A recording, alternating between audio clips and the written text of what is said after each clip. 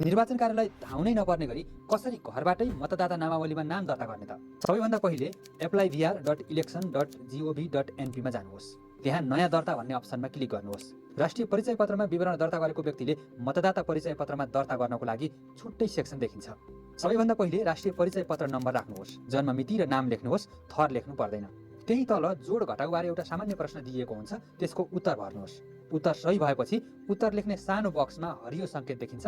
अब राष्ट्रिय परिचय पत्र प्रमाणीकरण गर्नुहोस् भन्ने ठाउँमा क्लिक गरेर अघि बढ्नुहोस्। एकपटकमा प्रमाणीकरण नभएमा पुनः क्लिक गर्नुहोस्। प्रमाणीकरण भइसकेपछि तपाईँले स्थायी ठेगाना सेक्सनमा प्रदेश, जिल्ला, पालिका, वडा नम्बर र मतदान स्थल भर्नुपर्छ र पुछारमा रहेको अर्को लेखिएको ठाउँमा क्लिक गरेर अघि बढ्नुपर्छ। राष्ट्रिय परिचय पत्र लिङ्क भइसकेको हुनाले त्यसपछिका सेक्सनमा भने तपाईँले धेरै विवरण भर्नु पर्दैन।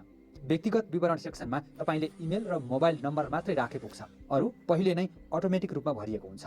अब अर्को भन्ने ठाउँमा क्लिक गरेपछि नागरिकताको विवरण सेक्सनमा पुगिन्छ, जहाँ तपाईँले आफ्नो नागरिकताको किसिम मात्रै छाने पुग्छ।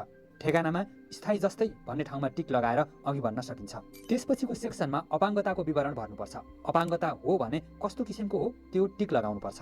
अब अर्को क्लिक गरेपछि अन्य सेक्सनमा पुगिन्छ, जहाँ तपाईँको शैक्षिक योग्यता, मातृभाषा र कुन वर्ग वा उमेर समूहको हो भनेर छान्नुपर्छ। त्यस्तै अर्कोमा क्लिक गरेपछि पुनरावलोकन सेक्सनमा पुगिन्छ।